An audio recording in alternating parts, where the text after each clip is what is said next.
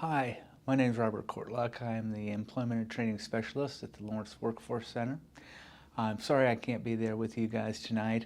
I'm just not feeling up to it. I'm sure there are some folks that I would recognize. It's been a while since I've been at Burt Nash. I'm very humbled by this award. It's nice to be appreciated for the work that you do. I really want to thank the SEED team and Sarah Godinez at Burt Nash for nominating me for this award. We've done a lot of good work with community partners, and Burt Nash is certainly one of them. We've given tours for the SEED team. We've answered questions. We've attempted to get folks into training and employed.